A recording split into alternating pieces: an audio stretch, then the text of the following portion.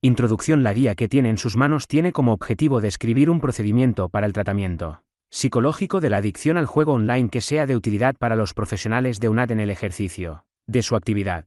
Ha sido desarrollada por la Unidad de Investigación, Juego y Adicciones Tecnológicas, de la Universidad de Valencia y se ha contado con la colaboración de los profesionales, psicólogas/os y trabajadores/as sociales, de varias entidades de UNAD, quienes han realizado aportaciones al procedimiento y lo han implementado con sus pacientes. Las entidades participantes de UNAD figuran al final de la guía. La pauta de intervención que se propone se fundamenta en los principios de la psicología científica y en los conocimientos que se tienen del juego como actividad potencialmente adictiva. Se basa en el modelo biopsicosocial de las adicciones, entendiendo que la adicción al juego es un problema psicológico, que puede convertirse en un grave trastorno mental. A pesar de que existen diferencias individuales en la vulnerabilidad a padecerlo, que dependen tanto de variables psicológicas como biológicas y sociales, la causa última del trastorno es el propio juego y el proceso terapéutico es común en todos los afectados. Si bien se entiende que el juego es una conducta aprendida y consolidada que es preciso reducir,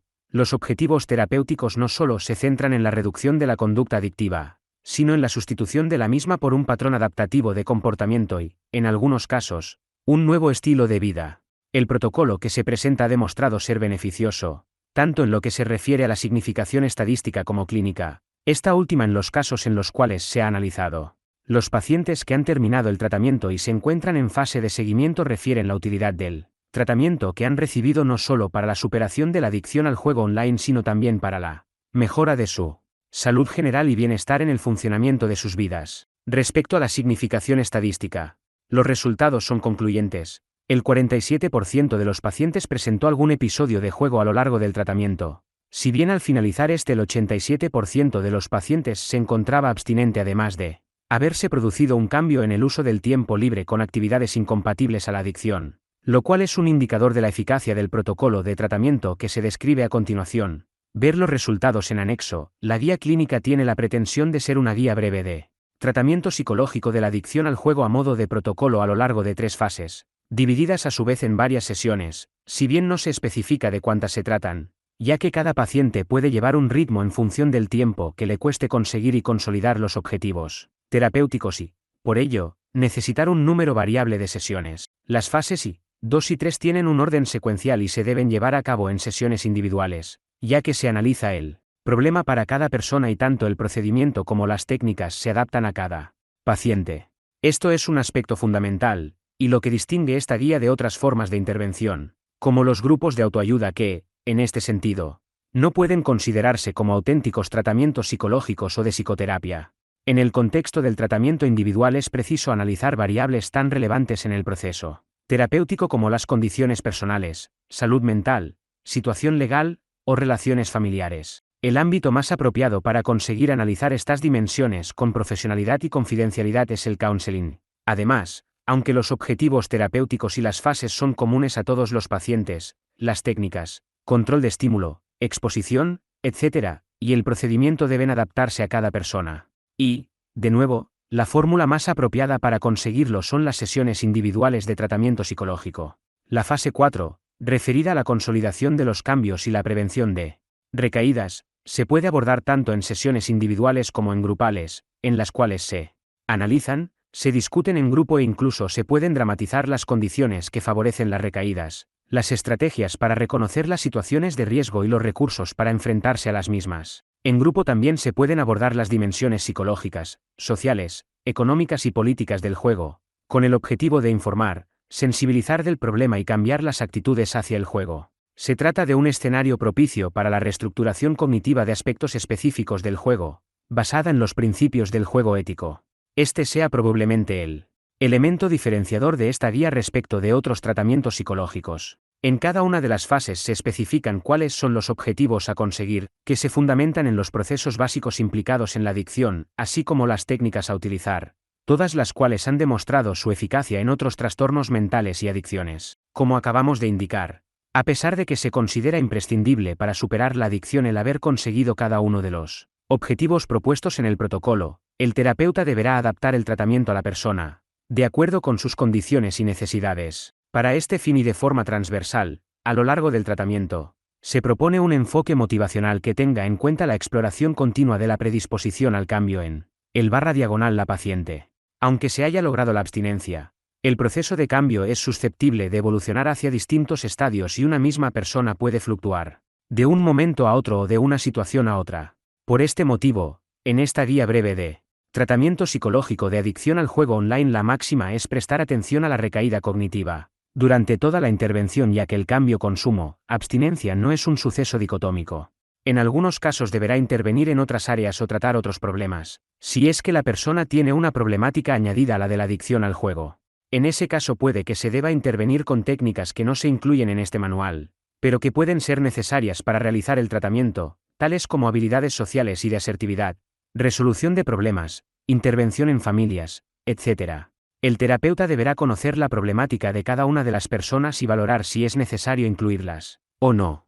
En cualquier caso, el protocolo propuesto en esta guía debe llevarse a cabo íntegramente para superar la adicción al juego online. Llegados a este punto, cabe destacar la especial relevancia que tiene el género en la adicción al juego online. El análisis del género siempre ha tenido una importancia capital en el juego patológico, ya que a pesar de que las mujeres suelen padecer un porcentaje menor de adicción que los hombres, se estima que en proporción de 1:3, el porcentaje de mujeres con problemas de juego patológico que buscan tratamiento es mucho menor del que representan. A pesar de ello, solamente el 5% de los pacientes que acuden a tratamiento por un problema de juego patológico son mujeres. Ello indica que, al igual que ocurre con otros problemas como el alcoholismo, el estigma de padecer adicción al juego es mayor en el caso de las mujeres que en el de los varones. En nuestro estudio la proporción de mujeres respecto de hombres también ronda el 5% y, aunque los trabajos actuales indican que la relación de mujeres con problemas de adicción al juego online es menor que la de juego tradicional, parece que el 5% de nuevo indica que para las mujeres sigue siendo un problema oculto y, de alguna manera, más estigmatizador que en los varones. En nuestro estudio no encontramos relación entre violencia de género y problemas con el juego patológico, como sí que se han encontrado en otros estudios, como los de Cheburúa y Corral, pero ello puede ser debido al hecho de que la muestra con la que trabajamos era muy reducida. Poco podemos decir en este estudio respecto al coterapeuta.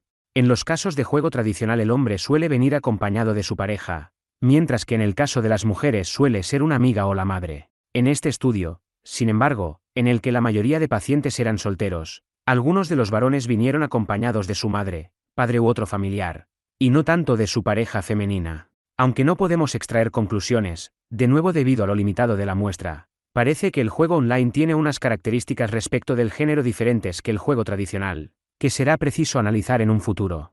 Una de las que nos parece más significativa se refiere al tema de la masculinidad y feminidad.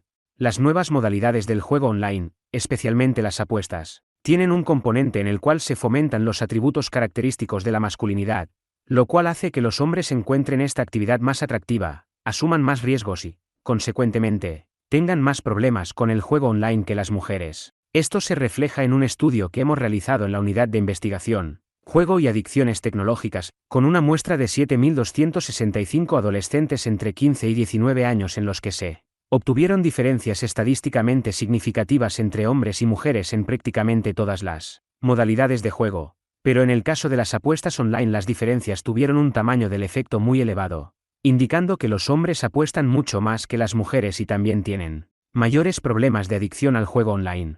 A la base de ello probablemente se encuentre el hecho de que se trata de una actividad que está especialmente dirigida a los varones, que ellos la toman como muestra de su masculinidad y que, dado que el juego es un negocio muy rentable que está organizado para obtener ganancias de lo que pierden los jugadores, cuanto más se dediquen al juego, mayor será la probabilidad de padecer un trastorno adictivo. A nuestro entender, es necesario intervenir desde un enfoque de género atendiendo a las nuevas masculinidades, tal y como llevan haciendo algunas entidades de UNAD, como es el caso de PATIM, desde hace más de una década. Por ello, en la Universidad de Valencia hemos iniciado una línea de investigación al respecto en colaboración con PATIM, que nos parece sumamente necesaria e interesante. Por ese motivo, tanto el estilo terapéutico basado en la entrevista motivacional, como las técnicas y herramientas seleccionadas o fundamentadas en la evidencia científica atienden al género. No se puede entender de otra forma, ni la investigación científica, ni la psicoterapia. Para finalizar, es necesario reiterar que la eficacia del procedimiento ha sido contrastada mediante el análisis de los resultados obtenidos, tanto en los registros como en las pruebas psicométricas utilizadas. De todos los tests que hemos utilizado en la investigación hemos dejado para esta guía aquellos que han resultado estadísticamente más significativos y más relevantes clínicamente. Igualmente, se han adaptado algunos de los propuestos inicialmente, a tenor de los resultados obtenidos. Creemos honestamente que ha quedado una guía práctica que esperemos que resulte de interés y de utilidad para los profesionales. El texto está escrito en forma de guía clínica, de manera que pueda utilizarse de forma ágil por parte de la psicóloga /diagonal, a quien se presupone que dispone de los conocimientos sobre tratamiento psicológico y adicción al juego, necesarios para el ejercicio de la profesión. No es, por lo tanto, ni un libro de autoayuda que sirva para el Lego en psicología, ni un manual que pueda utilizar un profesional que no tenga la cualificación necesaria en psicología clínica o en psicología general sanitaria. Por ello la información será concisa, aunque suficiente. Se ponen a disposición de los profesionales todas las herramientas necesarias para el tratamiento, autorregistros, cuestionarios, anamnesis, formularios, etc., con la finalidad de que no se sea necesario acudir fuera de esta guía a la búsqueda de dichas herramientas, muchas de las cuales son específicas de juego o incluso han sido elaboradas para la ocasión por parte de la Unidad de Investigación, Juego y Adicciones Tecnológicas, de la Universidad de Valencia. Se trata, por lo tanto, de una guía basada en los conocimientos que aporta la ciencia psicológica, como no podía ser de otra manera viniendo del ámbito de la universidad.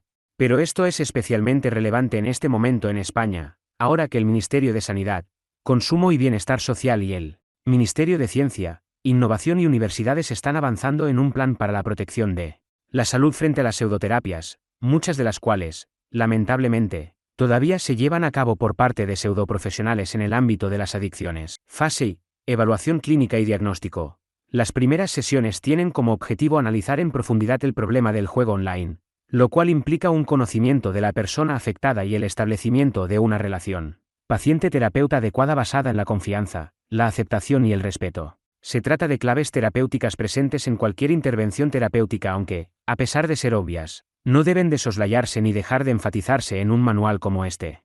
Durante las sesiones que dure la fase de evaluación y diagnóstico se llevarán a cabo las necesarias entrevistas, análisis de los autorregistros realizados por el paciente y administración de pruebas psicológicas. En el anexo y se presentan los cuestionarios necesarios para esta primera fase que se proponen en esta guía clínica, que hacen referencia a las principales variables implicadas en la adicción al juego online, síntomas clínicos psicopatológicos, variables psicológicas y psicosociales, etc.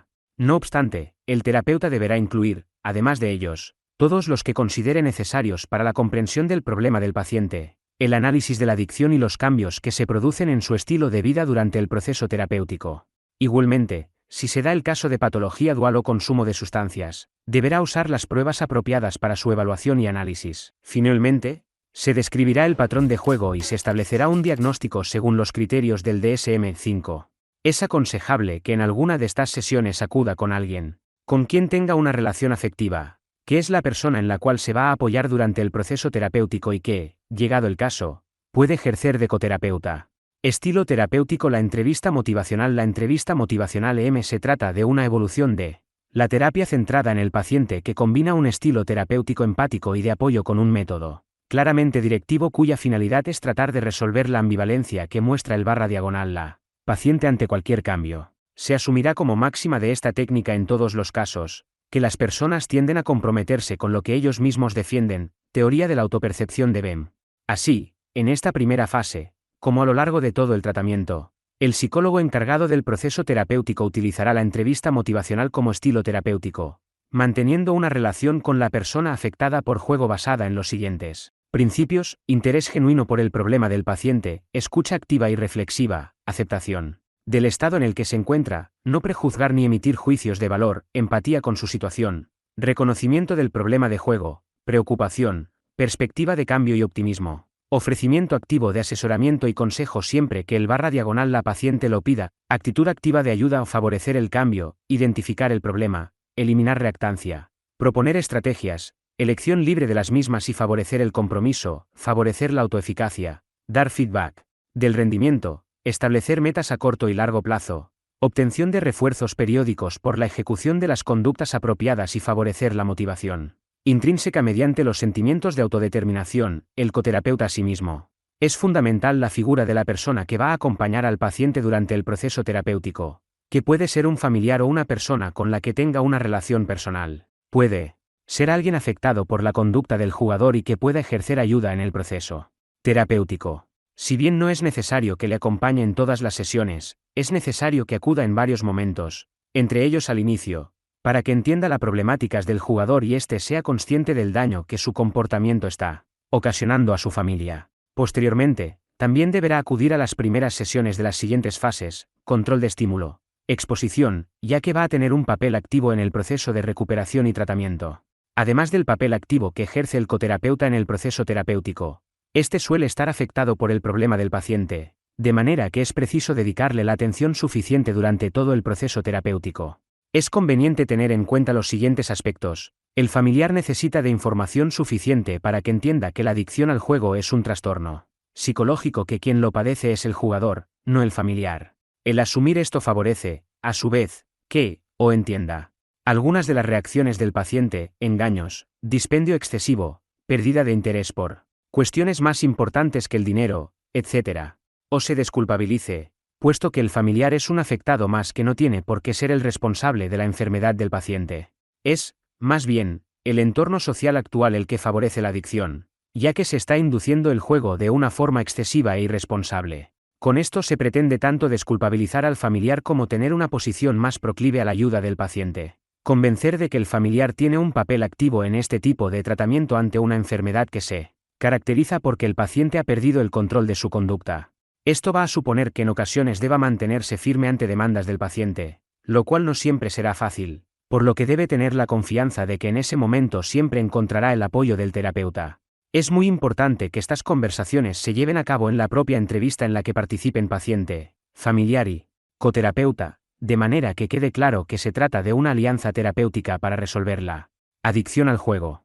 Es imperativo que el terapeuta esté atento y no permita las confrontaciones entre paciente y familiar en las cuales se discuta por actitudes y comportamientos del pasado. Conviene centrar el problema a la adicción al juego y en la forma de resolverlo.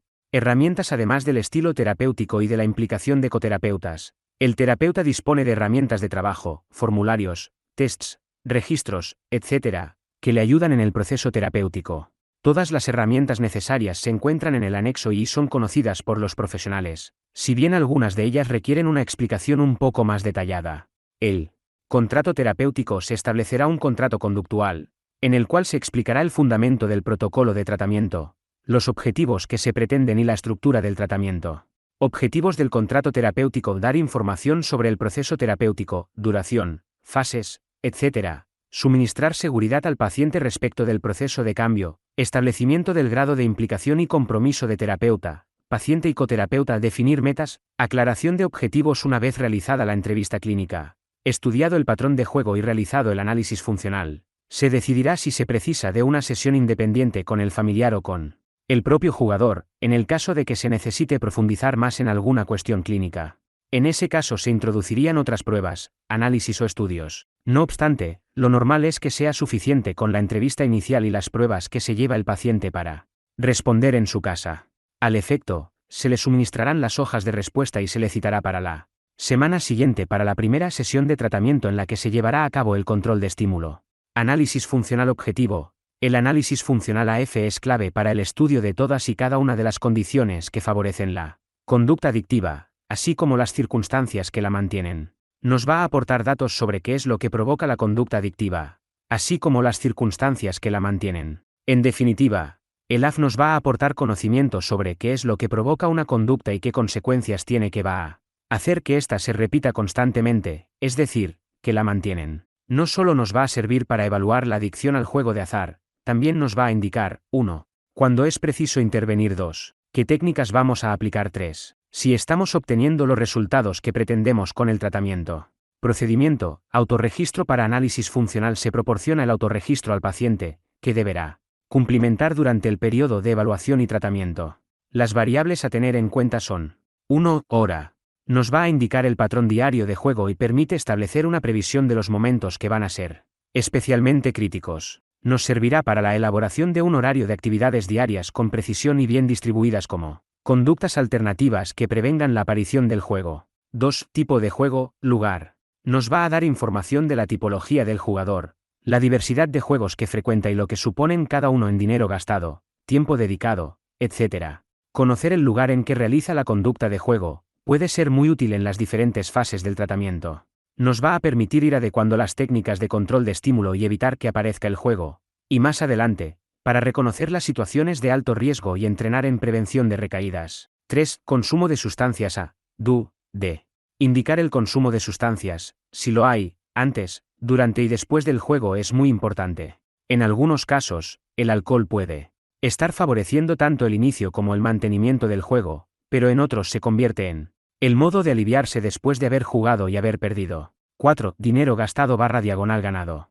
Es muy relevante que indique qué cantidad de dinero ha perdido o ha ganado, pues el jugador no siempre pierde. Recuerde como terapeuta que si no ganara en ocasiones, no se reforzaría la conducta de jugar, ni tampoco habría adicción al juego. Sin embargo, el jugador va a tener una percepción distorsionada de la frecuencia con la que consigue ganar y la cantidad que gana. Esta información es crucial para la intervención. 5. Tiempo dedicado. Muy importante que indique la cantidad de tiempo que dedica a jugar, pues se evidenciará la interferencia con otras tareas cotidianas. Esto nos va a ayudar a promover conductas alternativas en ese tiempo, que van a ayudar a que el jugador adquiera recursos personales para superar su adicción. 6. ¿Qué estabas haciendo antes? Las adicciones son conductas estereotipadas rituales y su proceso de adquisición o mantenimiento se produce de forma automática y por tanto, no consciente para el paciente. Son un claro ejemplo de encadenamiento. Conductas previas se convierten en estímulos discriminativos, que favorecen la ejecución de otras conductas, siguiente eslabón de la cadena, que refuerzan las anteriores y sirven de las siguientes. Así sucesivamente, hasta obtener el resultado final, dinero. Con el autorregistro el paciente va a poder hacer consciente todo este mecanismo. 7. ¿Qué pensabas o sentías antes? Los antecedentes no solo son conductas o estímulos ambientales, también pueden ser pensamientos automáticos y estados emocionales que van a inducir a jugar. Los errores o distorsiones cognitivas es un claro ejemplo de ello. De igual manera, los estados afectivos negativos, a causa de cualquier circunstancia normal de la vida, pueden inducir a jugar como una forma de escapar del estado anímico desagradable. 8. ¿Qué hiciste después? Aquí se trata de analizar los refuerzos positivos y negativos del juego. En caso de ganancias, puede usar el premio para saldar alguna deuda, invitar amigos o pareja a fin de compensar los perjuicios ocasionados y disminuir la culpa. En caso de pérdidas, es muy importante detectar qué hace después. En ocasiones se puede tratar de conductas peligrosas o desadaptativas, robar, engañar, estafar, pedir créditos o microcréditos, consumir sustancias, etc. 9. ¿Qué pensaste o cómo te sentiste después? Las ganancias suelen servir para confirmar los sesgos cognitivos, que van a inducir de nuevo a jugar. En caso de pérdidas, aparece la culpabilidad o frustración, un estado afectivo tan desagradable que requiere hacer algo para superarlo. De nuevo, vuelve a jugar compulsivamente para cazarlas pérdidas, va a perder más y más. Una vez que se ha analizado el problema en su conjunto, se ha entendido y aceptado por parte del jugador que tiene un problema y conseguido el compromiso de cambio por su parte, comienza una parte de la intervención en la que se aplican técnicas de una forma más directiva. En ellas se pretende ayudar al paciente a dejar de jugar y sustituir su conducta de juego por otras más adaptativas que en muchos casos suponen un auténtico cambio no solo en el estilo de vida sino también en actitudes y valores. En todo este proceso las técnicas están dirigidas a favorecer este cambio vital, asumiendo que no se trata de algo sencillo para el paciente y que requiere del asesoramiento del terapeuta, el apoyo de su entorno y de esfuerzo por su parte. Fase 2. Abstinencia de juego y superación del malestar. Esta primera fase, que se desarrolla a lo largo de varias sesiones, probablemente sea la más difícil para el paciente, debido a que se exige que no se juegue en un momento en el cual el deseo y la necesidad de hacerlo son más acuciantes. Objetivos. Los objetivos que se pretenden en esta primera fase son los siguientes. 1. Evitar jugar. 2. Superar el malestar provocado por la privación de jugar. 3. Desarrollar actividades alternativas al juego. 4. Adquisición de habilidades de autocontrol. El fundamento teórico es el que el jugar se ha convertido en una conducta adictiva que, como tal, está asociada a una serie de claves ambientales que la inducen de forma condicionada. Son estas claves las que es necesario controlar y evitar en esta primera etapa del tratamiento, con el objetivo de disminuir el deseo de jugar y hacer más viable la reducción de la conducta. Por ese motivo, se impedirá el acceso al entorno de juego, salas de juego, bares, webs de juego, etc., mediante técnicas de control de estímulo, pretendiendo que durante 3 semanas el paciente se encuentre en un ambiente libre de juego. Estas técnicas no pueden impedir totalmente el acceso al juego si el jugador tiene decidido jugar, pero son muy eficaces para evitar que juegue cuando la conducta es automática. El impedir el acceso cuando el jugador pretende hacerlo, siquiera involuntariamente, es suficiente para que la conducta no siga, y es un momento de reflexión que invite a reflexionar qué es lo que ha estado pasando y se retome el compromiso por la abstinencia de juego. Para conseguir una reducción eficaz de la conducta, las técnicas de control de estímulo deben acompañarse de técnicas psicológicas que ayuden al paciente a 1. Soportar el malestar de la privación. 2. Desarrollar habilidades de autocontrol y 3. Fomentar conductas alternativas al juego. Estas habilidades se irán implementando a lo largo de varias sesiones, en función de la evolución del jugador, pasadas las cuales el paciente estará en disposición de enfrentarse a las situaciones asociadas al juego con suficientes recursos psicológicos y una adecuada disposición para no jugar que le permitirán pasar a la fase 3 de este protocolo. Objetivo 1. Evitar el juego. El control de estímulo es el procedimiento esencial para dificultar que se juegue en un momento en el que esto es absolutamente necesario para poder reconducir la vida del paciente. Debe realizarse, por lo tanto, no solamente en las primeras fases de la intervención, sino cuando el jugador también haya aceptado el que se trata de algo necesario para su proceso terapéutico. Es preciso destacar que el objetivo no es impedir a toda costa el acceso al juego, ya que por mucho que lo pretenda el terapeuta o los familiares, el paciente puede conseguir jugar mediante subterfugios que él conoce mejor que nadie.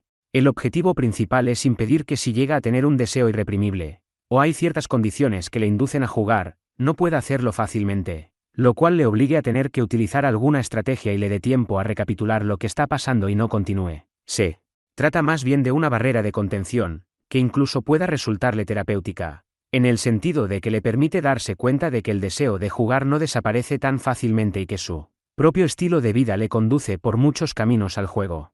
En este momento es esencial hacer un análisis lo más objetivo posible de la situación financiera en la que se encuentra, y no solo porque el motivo principal de acudir a un profesional se debe a las pérdidas, sino porque en muchos casos las deudas actuales son la principal causa del malestar del paciente y uno de los factores de riesgo más importantes de volver a jugar. Se hará después de haber establecido el necesario rapport en las primeras sesiones de evaluación, de manera que nos aseguremos el establecimiento de un entorno seguro donde el paciente se sienta escuchado, respetado y no juzgado. Es necesario que el familiar que ejerza como coterapeuta acuda a esta primera sesión, ya que va a tener un papel fundamental en el control de la situación de juego y del dinero del paciente. Técnicas: existen muchas técnicas que se pueden utilizar para impedir o dificultar el juego. No todos los pacientes necesitan realizar todas y cada una de ellas, ni siquiera al mismo nivel. Es función del psicólogo saber cuáles aplicar y en qué medida, así como conseguir que las asuma el jugador y el coterapeuta, en su caso. Algunas de las más relevantes son las siguientes: autoexclusión para poder jugar desde ordenador, tablet o móvil a juegos online que sean legales. Es preciso identificarse con el DNI, al igual que se exige en casinos y salas de bingo. La legislación permite que las personas que voluntariamente lo deseen puedan autoexcluirse, de manera que cuando introduzcan su DNI en la aplicación se les impida continuar jugando. Para ello, debe rellenarse un formulario de autoexclusión dirigido a la Dirección General de Ordenación del Juego, DOJ. Una vez que el formulario llega a la DOJ, la persona pasa a formar parte de una base en el Registro General de Interdicciones de Acceso al Juego, RGIAG, donde no podrá causar baja durante los 6 primeros meses a la inscripción. Ello garantiza que no podrá jugar en páginas web legales, acceder a casinos ni salas de bingo. El formulario se puede obtener en la web de la Dirección General de Ordenación del Juego, www.doj.es, si bien es conveniente tener hojas a disposición de los pacientes para que no tengan necesidad de buscarlos en la web. Se entrega el formulario y se le informa de que puede presentarlo en cualquier dependencia del Estado. Si bien la subdelegación del gobierno suele ser la opción más rápida y eficaz, se le insta a que traiga la copia sellada en la siguiente sesión. En el caso de que disponga de firma electrónica, puede hacerlo él mismo en la propia sesión, y si el terapeuta dispone de lector de DNI en el ordenador, también se puede proceder a la autoexclusión mediante DNI electrónico. Hay 2 tipos de juego online en los que la autoexclusión no es eficaz. El primero son las máquinas de apuestas que hay en salones y, especialmente en bares de algunas comunidades autónomas, en los cuales no se exige el DNI para acceder ni en la propia máquina para jugar. El otro son las numerosas páginas web ilegales, que no tienen licencia administrativa para operar, pero que se encuentran fácilmente por Internet y en las que se puede jugar aunque uno se haya autoexcluido en la DOJ. Generalmente estas páginas son reconocibles porque en ellas no aparece el logo del Ministerio de Juego Seguro, que en realidad quiere decir juego legal. Evitar contacto directo con el juego. Se trata de limitar la posibilidad de que el paciente se exponga directamente al juego y a los contextos o estímulos que le puedan provocar deseo de jugar, o craving. así como el malestar propio del síndrome de abstinencia, bares, salones de juego, grupos de jugadores, bingos, dispositivos que puedan dar acceso al juego online, etc. Se restringirán en la medida de lo posible situaciones e itinerarios de riesgo que han sido identificados previamente en las entrevistas y mediante el análisis funcional. En este sentido resulta crucial realizar un correcto análisis funcional, en el que se detecten cuáles son los principales antecedentes del juego, en la medida de lo posible, evitar su efecto. Control y gestión del dinero. Tener dinero es uno de los principales riesgos para el juego, aunque es imprescindible contar con ello en nuestra sociedad, de manera que el jugador debe disponer del necesario para poder llevar una vida normal, pero con un control externo que le impida gastarlo en el juego. Se trata de un complejo balance que conjugue el derecho a disponer de dinero para llevar una vida con dignidad con el control externo del dinero, ante la dificultad de control de gasto que tiene el jugador y la responsabilidad que debe asumir al jugador por las consecuencias que el juego ha provocado a él y su entorno. Los procedimientos más habituales son los siguientes: transferencia del control del dinero al familiar o coterapeuta. Se buscará la ayuda del coterapeuta, generalmente un familiar con el que tenga una buena relación personal, que será la persona que tenga el control del dinero del jugador. Para facilitar esta tarea, se determinarán los ingresos del paciente y se pondrán a disposición del coterapeuta las tarjetas de crédito, cuentas bancarias, mancomunadas desde este momento, y otros procedimientos que puedan proporcionarle dinero efectivo. Se restringirá el dinero efectivo, excepto el mínimo requerido para los gastos esenciales que pueda tener, dinero de bolsillo, y el jugador deberá justificar los gastos mediante los correspondientes tickets o de cualquier otra forma fehaciente. No obstante, todo esto se debe adecuar a las necesidades y condiciones del paciente. Explicar el problema a familiares y amigos con el fin de evitar más préstamos. Devolución de las deudas. Las deudas son uno de los principales motivos de ansiedad y desazón, así como de las recaídas. No es posible reducir la ansiedad del paciente si no se gestiona eficazmente las deudas. El paciente debe tener en cuenta que él no es culpable de su trastorno, pero sí es responsable de las consecuencias que ha tenido su conducta, así como de su propia recuperación. Es por ello que, sin culpabilizar y, por supuesto, sin hacer juicios de valor, el paciente debe asumir sus deudas y obrar en consecuencia, sabiendo que ello le va a suponer un esfuerzo y una limitación en el control del dinero. En los casos más difíciles sería conveniente buscar la ayuda de un asesor, que indique cómo actuar ante las deudas contraídas y establecer un plan de pagos. Algunas de las técnicas más comunes de asesoramiento jurídico financiero pueden verse en el anexo cancelación de datos del paciente. Cancelación de datos del paciente en webs de juego. Se cumplimentará el formulario oficial de la Agencia Española de Protección de Datos, disponible en la web de la agencia, enviándose un formulario por cada web en la que el paciente tenga abierta una cuenta para jugar. En dicho formulario deben incluirse los datos del operador de juego y los datos personales del paciente, escanearse y remitirse por mail o por carta certificada a la empresa de juego. Solo así estaremos evitando que reciba publicidad.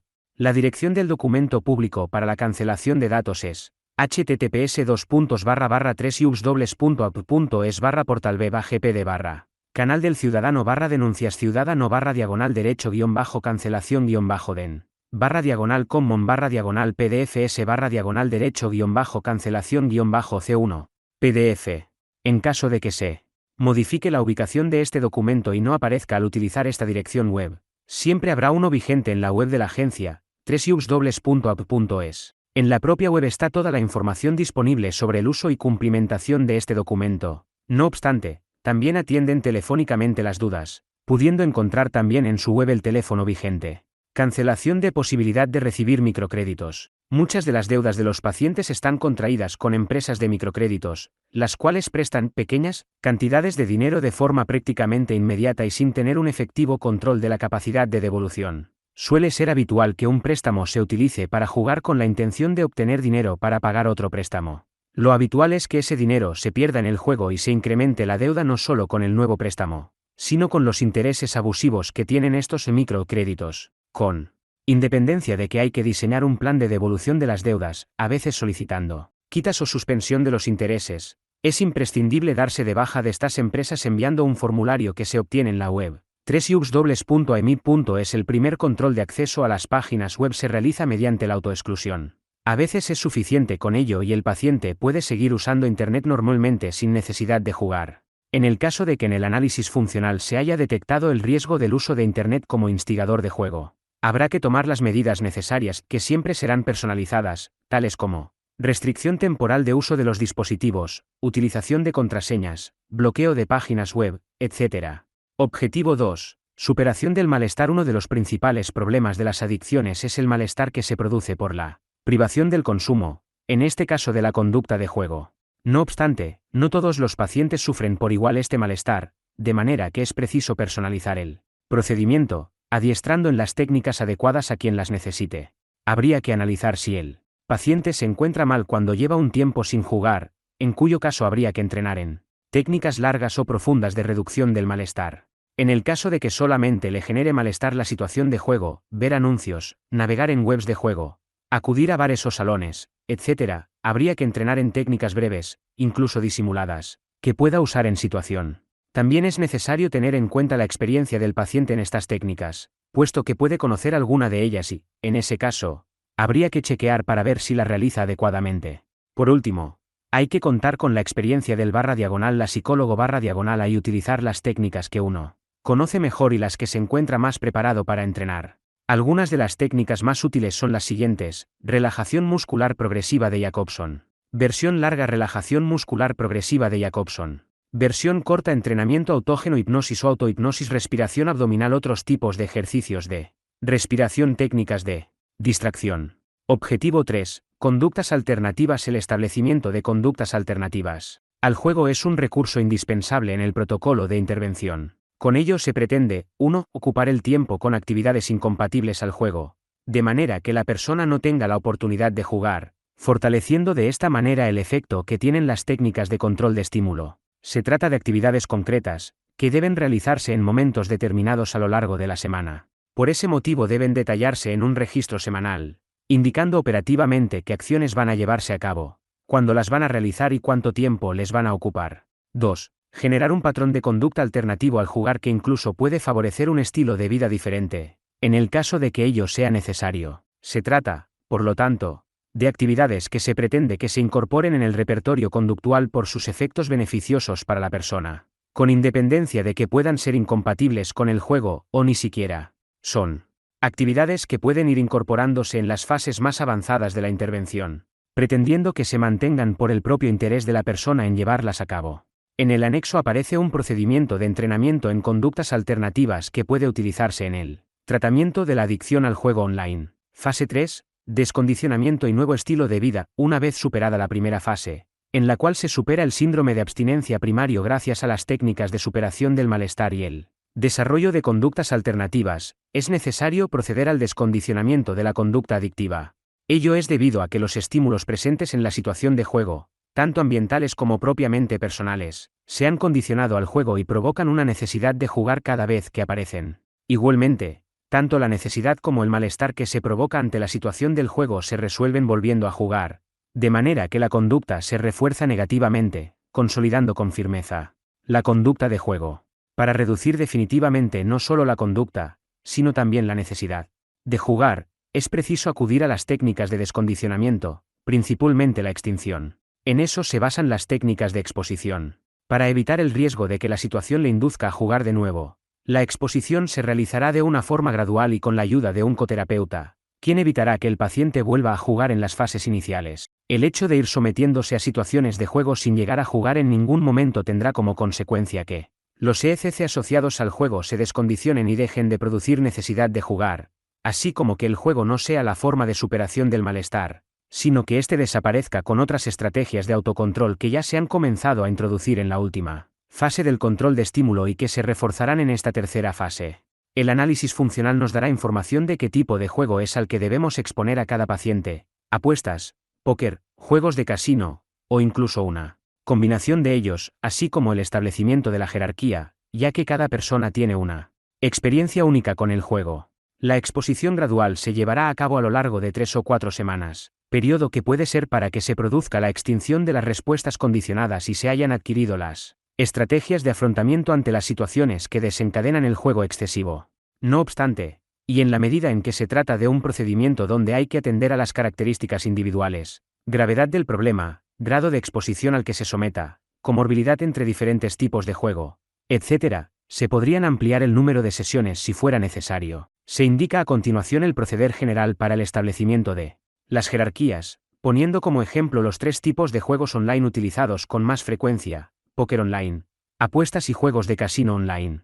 Distinguiremos entre la plataforma utilizada, máquinas de salones u ordenadores y móviles. Establecimiento de las jerarquías de exposición. El procedimiento consiste en establecer un acercamiento gradual hasta llegar a la situación de juego que le provoque mayor craving, iniciando desde una situación de juego que no induzca ningún deseo ni malestar o las emociones que provoque sean muy bajas, totalmente soportables. Entre estas dos situaciones conviene presentar varias secuencias, de forma que el acercamiento se produzca de forma gradual. Para facilitar el procedimiento, valoraremos cada una de las situaciones mediante unidades subjetivas de síndrome de abstinencia, USA. Ejemplo de establecimiento de jerarquías. 1. Se pregunta acerca de una situación relacionada con apuestas deportivas que no le genere ninguna necesidad de jugar ni malestar, síndrome de abstinencia. Pongamos como ejemplo, pensar que dentro de unas semanas fuera a haber un partido de fútbol sobre el que le gustaría apostar.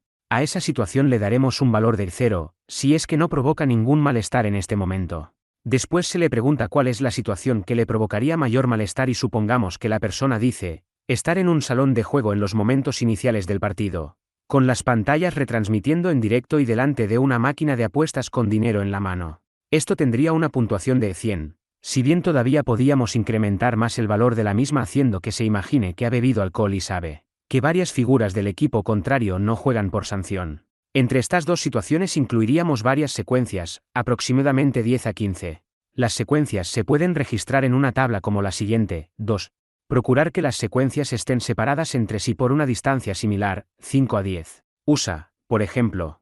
3. Dividiríamos la jerarquía completa en 3 niveles: nivel bajo, 0 a 35 USA. Nivel medio, 35 a 70 USA. Nivel alto, 70 a 100 USA, que se llevarían a cabo, como mínimo durante 3 sesiones de exposición. 4. En la primera de las sesiones de exposición se expondrían mediante imaginación la jerarquía de situaciones de nivel bajo, 0 a 35, contracondicionando asociadas a un estado de relajación, que habremos adiestrado en las sesiones anteriores o se puede enseñar ahora. Posteriormente, a lo largo de la semana, debería exponerse in vivo a dichas situaciones diariamente, preferiblemente con la ayuda del coterapeuta durante los 2 o 3 primeros días, y si consigue superar el malestar y piensa que tiene control suficiente, durante los 3 o 4 días restantes, puede hacerlo solo. 5. Después de realizar cada exposición es conveniente anotar un registro de cómo ha ido la exposición, de manera que la persona pueda observar sus avances, y el terapeuta lo constate. 6. Este mismo procedimiento, exposición imaginada en la sesión y en vivo, durante la semana, se llevaría a cabo durante las siguientes sesiones, añadiéndose las sesiones que hicieran falta, en el caso de que no fuera capaz de superar la jerarquía a lo largo de la semana. 7. Se recomienda una exposición diaria, para favorecer la rapidez y consistencia de la extinción. 8. La persona debe exponerse durante un tiempo razonable, no menos de 15-20 minutos, y retirarse cuando se haya reducido las USA y se encuentre tranquilo. Puede conseguirlo simplemente estando en la situación y esperando a que se reduzca el nivel de USA o realizar alguna de las técnicas de reducción del malestar o de autocontrol que se han entrenado en las sesiones anteriores. Explicación de la exposición para el // la paciente. Es necesario darle una explicación al paciente de este procedimiento, puesto que puede tener prejuicios acerca de la exposición al escuchar colectivos como jugadores anónimos o personas sin conocimientos de psicología científica. Se le debe explicar que después de las primeras semanas de abstinencia es necesario proceder al descondicionamiento de la conducta adictiva, el juego online. Nos vamos a referir a este proceso como descondicionamiento y no tanto como deshabituación, por ser este último un término más común de las adicciones tóxicas, con sustancia. Lo que se pretende es modificar la conducta adictiva de juego online, que consiste en patrones conductuales firmemente establecidos, para sustituirla por otra forma de comportarse más adaptativa, funcional y saludable. Se pretende la extinción tanto de la respuesta condicionada provocada por los estímulos asociados al juego como de la propia operante, juego online, eliminando la asociación entre los ECC, estímulos condicionados, y estímulos discriminativos, con la conducta adictiva, jugar, y esta, con la superación del craving que le genera la situación de juego. Es preciso recalcar a la persona que el procedimiento de exposición es necesario porque, a pesar de que lleve semanas sin jugar, no se había presentado todavía a una situación de juego, motivo por el cual no había tenido oportunidad de proceder al descondicionamiento. Situaciones tales como ver una máquina de apuestas o la web de una casa de juego o quedar con los amigos en una sala de juegos son situaciones que todavía le van a provocar un síndrome de abstinencia condicionado, ya que no se ha tenido la oportunidad de exponerse a ellas y realizar otras conductas alternativas. Para evitar que aparezca el síndrome de abstinencia condicionado o que se repita la operante, jugar, vamos a descondicionar antecedentes y consecuencias del juego online. Una vez explicado el fundamento, con ejemplos que pueda entender, procederemos a establecer la jerarquía de exposición tal y como hemos comentado anteriormente. En esta primera sesión de exposición presentaremos la jerarquía. Baja, 0 a 35 USA. Entrenamiento en exposición, nivel bajo, caso 1. Póker online, 0 a 35 USA. Leer una noticia de póker online en prensa. Leer noticias de póker online, cómo ha evolucionado en España, número de jugadores, ganancias que obtienen, empresas que operan en España, etc. Ver documentales sobre juego online que destacan los beneficios de esta actividad. Ver varios anuncios de póker online en el ordenador. El terapeuta le grabará varios de ellos y el jugador los podrá ver en su domicilio en la televisión, el ordenador, móvil o la tablet. Nota: abandonará la exposición a los 20 minutos y siempre que se rebaje la USA. Caso 2. Apuestas, 0 a 35 USA. Ver varios anuncios de apuestas en el ordenador. Ir con el coterapeuta a un bar que tenga máquina de apuestas deportivas donde el paciente solía apostar. Entrar y quedarse en la barra, alejados de la máquina. Ir con el coterapeuta a un bar que tenga máquina de apuestas deportivas donde el paciente solía apostar. Colocarse en una posición desde la cual se vea la máquina de apuestas y tomar una consumición. Ir con el coterapeuta a un salón de juegos. Entrar y tomar algo en la barra. Sin ir a las máquinas, ir cada día a un bar o salas de apuestas diferente. Abandonar la exposición a la media hora, aproximadamente. Y siempre que se rebaje el nivel de USA en el caso de que las apuestas las haga con el móvil o en el ordenador. Buscar noticias sobre apuestas, ver anuncios de apuestas, buscar las principales páginas, aunque sin entrar en ellas, etc. Los primeros días deberá navegar con el coterapeuta al lado y conforme vaya superando el malestar y se encuentre más seguro, podrá navegar solo. Caso 3. Juegos de casino, 0 a 35 USA. Ver varios anuncios de juegos de casino en el ordenador durante 20 minutos. Ir con el coterapeuta a un salón de juegos. Entrar y tomar algo en la barra. Sin ir a las máquinas, ir cada día a un salón diferente. Abandonar la exposición a la media hora, aproximadamente, y siempre que se rebaje la USA. En el caso de que juegue en páginas web deberá navegar por internet, ver anuncios o documentales sobre juego online, grabaciones de sesiones de casino, etc. Los primeros días deberá navegar con el coterapeuta al lado y conforme vaya superando el malestar y se encuentre más seguro, podrá navegar solo. Técnica 1. Afrontamiento de la presión social. Objetivo: afrontar adecuadamente las situaciones de riesgo. Que sepa manejarse cuando se encuentre con personas con las que habitualmente solía jugar. Puede ser que incluso alguien le invite a acompañarle a jugar o que después de una cena con sus amistades decidan ir a jugar. Para ello la persona tendrá que estar preparada para saber decir que no de forma apropiada y evitar el riesgo de una recaída. Procedimiento: ayudar al paciente en la preparación de unas frases que, en función de su estilo, pueda utilizar de forma automática en estos casos y le mantengan alejado de caer a la presión social. Ensayará las frases en casa, delante del espejo y en voz alta, pensando sobre el contenido de las mismas. La finalidad es tener preparada una serie de respuestas que le resulten creíbles y pueda dar en situaciones en las que se pueda encontrar influenciado por terceras personas. Ejemplo: 1. No, prefiero no jugar. He tenido un problema con el juego en el pasado y no quiero que se repita. Podemos hacer cualquier otra cosa. 2. No insistas, no me conviene jugar y no lo haré. 3. Aprecio mi dinero y no lo perderé. 4. No me apetece. 5. No me gusta jugar, no le encuentro el sentido a perder tontamente el dinero, o cualquier otra que le resulte creíble y fácil de responder con la que se libere de la presión social. Entrenamiento en exposición, nivel intermedio, caso 1. Póker online, 35 a 70 USA. Conectarse a internet y buscar noticias. Sobre póker online, seleccionar las webs de las principales casas de juego que tienen póker online. Abrir una. Quedarse en la página de inicio mirando la pantalla pero sin mover el ratón. Cuando baje el nivel de USA, cerrar la web y abrir otra. Proceder igualmente. Repetir el proceso con 5 a 6 casas diferentes: PokerStars, Win, 888 Poker, Party Poker, Bet365, etc. Caso 2. Apuestas, 35 a 70 USA. Seleccionar las webs de las principales casas de juego que tienen apuestas online.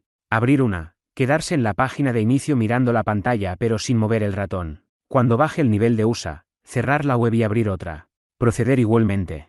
Repetir el proceso con 5 a 6 casas diferentes: Couder Apuestas, William Hill, Sportium, Luquia, Bet365, etc. Ir con el coterapeuta a un bar que tenga máquina de apuestas deportivas donde el paciente solía apostar. Tomarse una consumición al lado de la máquina, pero sin interactuar con ella. En el caso de que algún jugador vaya a jugar, retirarse y observar cómo apuesta. Ir con el coterapeuta a un salón de juegos. Tomarse una consumición al lado de alguna de las máquinas, pero sin interactuar con ellas. En el caso de que algún jugador vaya a jugar, retirarse y observar cómo apuesta. Caso 3. Juegos de casino, 35 a 70 USA. Seleccionar las webs de las principales casas de juego que tienen juegos de casino. Abrir una. Quedarse en la página de inicio mirando la pantalla pero sin mover el ratón. Cuando baje el nivel de USA, cerrar la web y abrir otra. Repetir el proceso con 5 a 6 casas diferentes, Paz, Suertia, Betson, Star Vegas, Betfair, etc. Ir con el coterapeuta a un salón de juegos. Tomarse una consumición al lado de alguna de las máquinas, slot, ruleta electrónica, etc. Pero sin interactuar con ellas. En el caso de que algún jugador vaya a jugar, retirarse y observar cómo juega. Asterisco nota, para rebajar el nivel de USA mientras está delante de las web de juego puede utilizar las técnicas de imaginación, autohipnosis despierta, relajación breve o disimulada o cualquiera de las que muestre su preferencia o le hubieran resultado eficaces en las sesiones anteriores. Técnica 2. Enfriamiento emocional objetivo. Enseñar al paciente a posponer la respuesta ante un problema con carga emocional. Se pretende que pueda analizar la situación sin dejarse llevar por la emoción que le invade, lo que dificultaría la búsqueda de alternativas y la valoración de las consecuencias tanto a corto como a largo plazo para, finalmente, decidir de la mejor manera, aquella que menor daño cause a sí mismo y a los que le rodean. Procedimiento, para que el paciente sea capaz de distanciarse del problema en el momento que la emoción le invade, podrá imaginar que lo que le ocurre a él, le estuviera ocurriendo a un amigo. Pensará qué es lo que le aconsejaría que hiciera. Así podrá adoptar una perspectiva diferente y el problema será menos grave que al inicio, lo que le permitirá encontrar un número mayor de alternativas. Otra posibilidad que le sugeriremos añadir será la actividad física, el dar un paseo, salir a correr, etc. Esto mejorará su estado de ánimo. Será efectivo para el enfriamiento emocional y la posterior valoración más adecuada del problema o situación. Entrenamiento en exposición, nivel alto, caso 1. Póker online, 70 a 100 USA. En el caso de que el terapeuta y el coterapeuta tengan una cuenta de póker, descargar desde la cuenta del terapeuta el software de la casa de póker y comenzar a interactuar por las diferentes modalidades de juego. Mesas, del Texas Hold'em con dinero ficticio. Realizará lo mismo durante la semana desde la cuenta del coterapeuta con este presente en la sesión. Delante del coterapeuta, entrar en una partida regular, dinero ficticio y con la cuenta del coterapeuta. De la modalidad Texas Hold'em sin jugar, ausente, observando las jugadas, sin apostar. Y desde el sitio en el que habitualmente solía jugar. Realizará lo mismo durante la semana desde la cuenta del coterapeuta con este presente, en el caso de que no exista la posibilidad de poder entrar desde la cuenta del terapeuta o coterapeuta, navegar por las páginas web de póker, todo lo que le permita hacerlo sin llegar a autenticarse, ya que está inscrito en el registro de autoprohibidos y no puede apostar en las web de juego. Visualizar vídeos de YouTube sobre partidas de póker online. Ver vídeos hasta que se disminuya la USA. En ese caso, salir de la aplicación y continuar navegando por internet durante varios minutos sin volver a entrar. Enlace a vídeo. https://3ubs.youtube.com/watch_v. Signo igual oxnel-6fs. Apagar el ordenador cuando se lleve un tiempo navegando por páginas o actividades que no tengan nada que ver con el juego. Caso 2. Apuestas, 70 a 100 USA. En el caso de que el terapeuta y el coterapeuta no tengan una cuenta en una casa de apuestas, abrir una página web de apuestas e ir navegando por la web. Pararse en todos los sitios de la web que le permitan sin tener que autenticarse. Repetir el proceso con las diferentes casas de apuestas, Couder Apuestas, William Hill, Sportium, Luquia, Bet365, etc. En el caso de que el terapeuta y el coterapeuta tengan una cuenta en una casa de apuestas, abrir la cuenta con el terapeuta o coterapeuta delante e ir navegando por la web. Pararse en los diferentes tipos de apuestas, en vivo, demoradas, e ir viendo los cocientes. Pasar de un deporte a otro sin llegar a apostar en ningún momento. Repetir el proceso en diferentes webs, Couder Apuestas, William Hill, Sportium, Luquia, Bet365, etc. Ir con el coterapeuta a un bar que tenga máquina de apuestas deportivas donde el paciente solía apostar. Tomarse una consumición al lado de la máquina e interactuar con ella, yendo a los diferentes tipos de apuestas, en vivo, demoradas, e ir viendo los cocientes. Pasar de un deporte a otro sin llegar a apostar en ningún momento. Lo mismo que el paso anterior, hacer una apuesta y en el momento de poner el dinero, retirarla. Hacer el movimiento de pagar y volver a guardarse el dinero en el bolsillo. Repetir la acción con otra apuesta u otra máquina. Lo mismo que en los dos pasos anteriores, pero sin el terapeuta.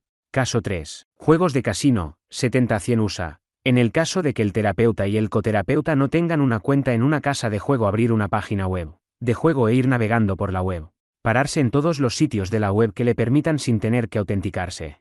Repetir el proceso con las diferentes casas de apuestas, Paz, Suertia, Betson, Star Vegas, Betfair, etc. En el caso de que el terapeuta y el coterapeuta tengan una cuenta en una casa de apuestas, abrir la cuenta con el terapeuta o coterapeuta delante e ir navegando por la web. Pararse en los diferentes tipos de juego, slot, ruleta, etc. Pasar de un juego a otro sin llegar a jugar en ningún momento. Repetir el proceso en diferentes webs, Paz, Suertia, Betson, Star Vegas, Betfair, etc. Ir con el coterapeuta a un salón de juegos. Tomarse una consumición e ir a las diferentes máquinas, slot, ruleta. Ir de una a otra sin llegar a jugar. Pararse en las ruletas en las que haya gente jugando e ir anotando en un papel los números que van saliendo. Comprobar si hubiera acertado o no. Nunca jugar a ninguna. Lo mismo que en los dos pasos anteriores, pero sin el terapeuta y con dinero en el bolsillo. Asterisco nota. Para rebajar el nivel de USA mientras está interactuando en las web de juego, puede utilizar las técnicas de imaginación, autohipnosis despierta, relajación breve o disimulada o cualquiera de las que muestre su preferencia o le hubieran resultado eficaces en las sesiones anteriores. Técnica 3, afrontamiento de emociones negativas, ABC, objetivo. Entrenar al paciente para que aprenda unas normas básicas sobre cómo afrontar un estado emocional negativo. Según el modelo ABC de Ellis, se ha detectado que algunos jugadores tienen una recaída cuando pasan por uno de estos o malos o momentos. De hecho, siempre que se encuentre triste, el riesgo de sufrir una recaída será mayor. Procedimiento: distraerse. Que el paciente sea consciente de su decaimiento y aprenda a distraerse. Será conveniente que practique actividad física y se reúna con otras personas con las que pueda charlar. Su estado de ánimo mejorará. Fijarse en los pensamientos que está teniendo y detectar cómo es la película que se está contando. El diálogo interno. Muy frecuente, si no se da cuenta, sus propios pensamientos podrán jugarle una mala pasada y ponerle triste ante los sucesos habituales de la vida diaria. Aprender a desechar aquellos pensamientos que no son útiles para conseguir aquello que se ha propuesto. No volver a jugar. De forma habitual, ante los hechos de la vida cotidiana, las personas desarrollan pensamientos automáticos, no conscientes, que van a contribuir a la tristeza. Enseñarle a analizar cada suceso y que se dé cuenta que no es el suceso en sí, sino aquello que se dice a sí mismo sobre lo ocurrido, el pensamiento. Para poder modificar sus sentimientos y dejar de sentir tristeza, primero tendrá que ser capaz de identificar sus pensamientos automáticos y ser capaz de modificarlos de un modo más adaptativo. 1. Detección de pensamiento automático.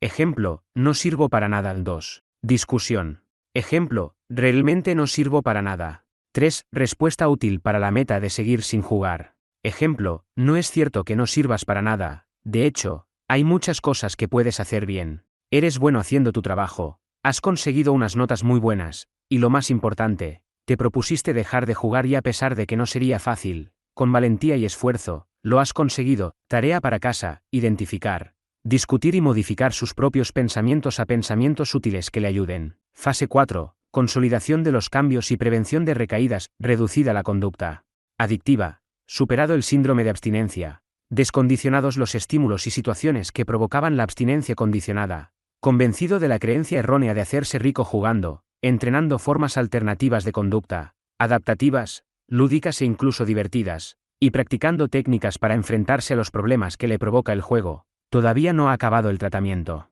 Hemos de asegurarnos de que el paciente mantiene el estilo de vida alternativo. Para ello, será necesario entrenarle en prevención de recaídas. Las recaídas forman parte del proceso de cambio en las adicciones. Hasta hace unos años se las consideraba como un ejemplo del fracaso terapéutico e incluso una muestra de irreversibilidad de la enfermedad.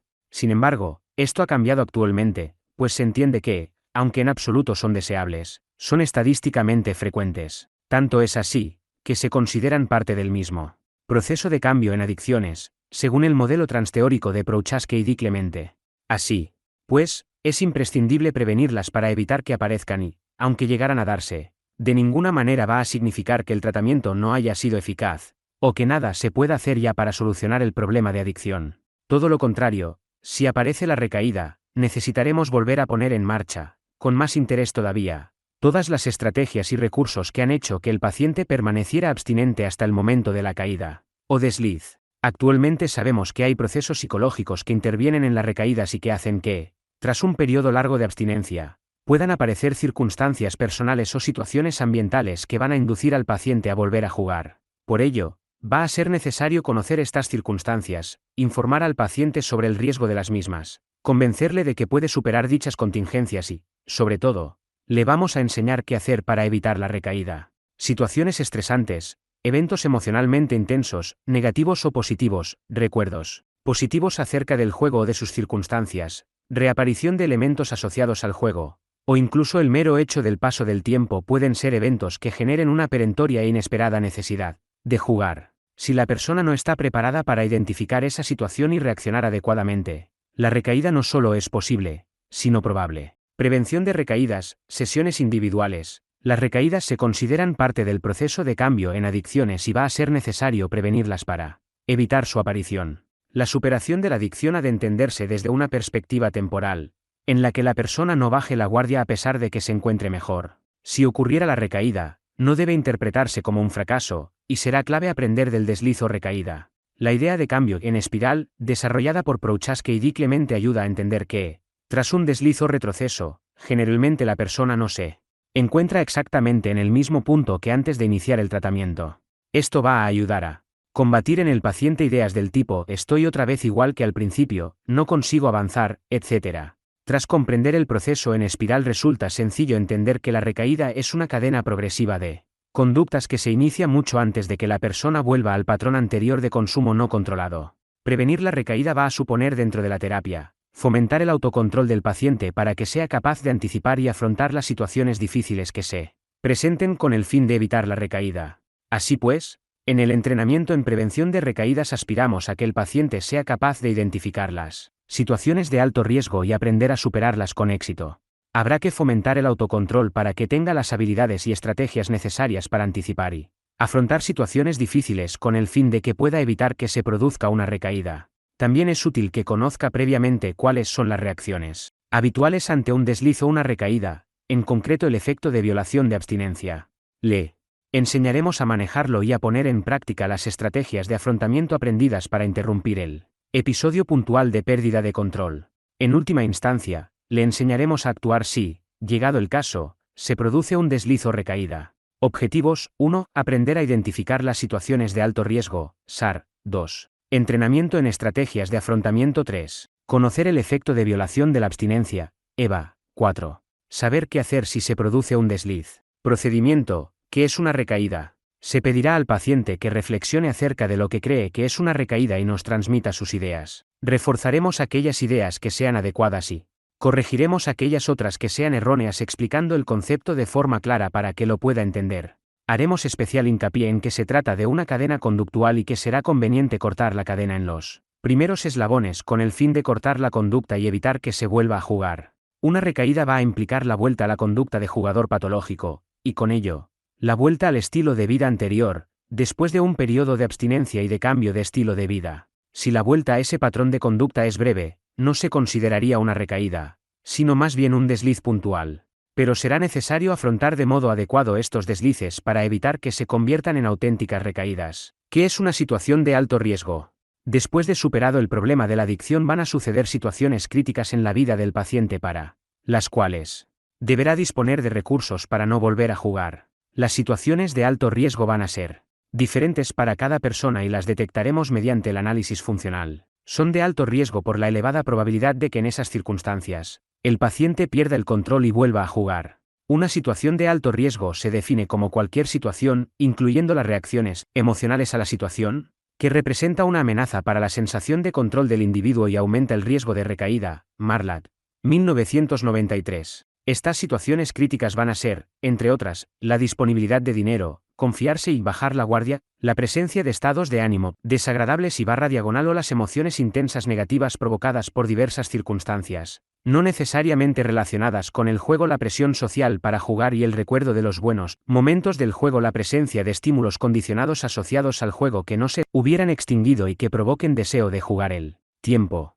A veces al jugador le entran unas ganas irrefrenables de volver a jugar, a pesar de que lleve un tiempo sin hacerlo y se encuentre bien. El paciente debe comenzar por identificar y vigilar su SAR, solo si está atento, se dará cuenta de su presencia y aumentará la probabilidad de que pueda afrontar la situación con éxito, reduciéndose la probabilidad de recaída.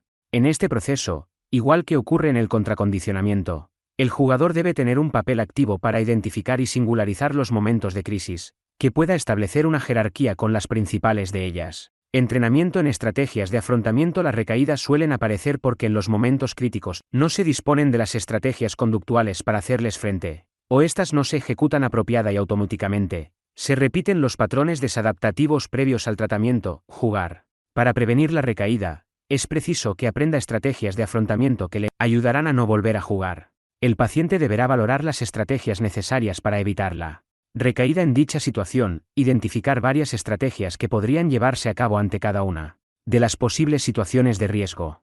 Operativizar con claridad qué se debe hacer, cómo y cuándo. A continuación se describen varias técnicas que pueden utilizarse en la fase de prevención de recaídas. El terapeuta elegirá las que considere más necesarias, en función de las características y habilidades del paciente. Todas ellas tienen como objetivo aprender a identificar las situaciones de riesgo y actuar apropiadamente ante las mismas. Técnica 1. Pensamientos erróneos sobre los efectos del juego. Es muy frecuente entre las personas que abandonan el juego que, con el paso del tiempo, les apetezca jugar nuevamente. Es como si su conciencia se dividiera. Por una parte aparece el miedo a poder perder el control y, por otra, solo recuerdan aquellos aspectos positivos de la conducta de juego, premios, diversión, euforia, etc., de manera que se autoengañan a sí mismos sobre las consecuencias negativas, las minimizan e incluso las obvian. En tal caso, pueden aparecer pensamientos del tipo: si juego me voy a sentir mejor, por una vez que juegue no va a pasar nada, me servirá para disminuir mi ansiedad. El pensamiento humano y la toma de decisiones no son procesos estrictamente racionales, pues lo cierto es que no usamos toda la información disponible, ni tampoco la tratamos de una forma exclusivamente lógica.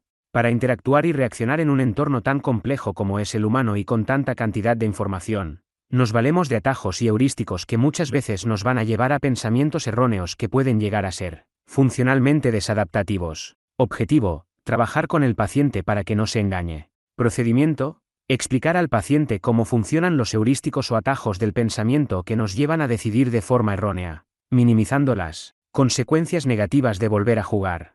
Esta forma de procesar la información provoca distorsiones en el pensamiento. Vamos a ofrecer al paciente una serie de acciones a llevar a cabo cuando le vuelvan a la cabeza este tipo de pensamiento acerca de volver a jugar. Le pediremos que elabore una lista que pueda consultar cada vez que le invada algún pensamiento que le incite a jugar. Para ello, tendrá que pensar en todos los problemas que tuvo como consecuencia del juego, económicos, laborales, sociales y personales. Técnica 2. Establecimiento de un estilo de vida alternativo. Es muy importante que se establezca un estilo de vida alternativo al que se ha producido como consecuencia del problema con el juego. La adicción al juego online supone la repetición de una conducta de forma desenfrenada que, además de tener consecuencias devastadoras para uno mismo, reduce toda probabilidad de llevar a cabo otras conductas que sí pueden ser útiles, a causa del estrechamiento de la conciencia.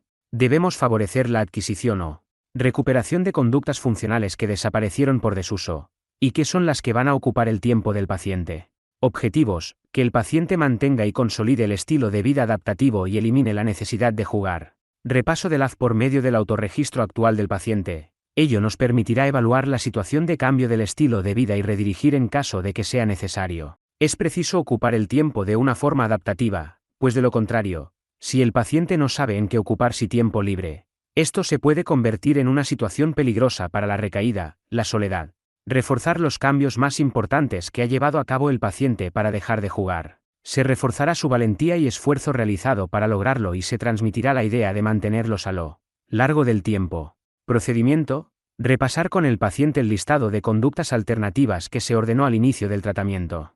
Incidir en la importancia de las habilidades sociales. Es fundamental que se maneje adecuadamente en las relaciones interpersonales. Recordar las técnicas de afrontamiento como la de enfriamiento emocional que le van a ayudar en el propio ajuste psicológico que será esencial para superar la adicción al juego online. Saber decir no en el momento preciso, saber comunicar a los demás el estado de ánimo, aprender a recibir ayuda y prestarla, etc. son habilidades que ha adquirido a lo largo del tratamiento y que le van a ayudar a resolver problemas normales de la vida de cualquier persona. Renovar el compromiso de la realización de actividades incompatibles con el juego online y que van a seguir ocupando su tiempo diario para que, finalmente, pasen a formar parte de su repertorio conductual. El paciente rellenará la siguiente tabla: prevención de recaídas, sesiones en grupo. El grupo representa un escenario idóneo para el entrenamiento en diferentes técnicas, al tiempo que proporciona modelos de conducta saludable, información sobre la propia ejecución y compromiso con las decisiones adquiridas. En el caso de la prevención de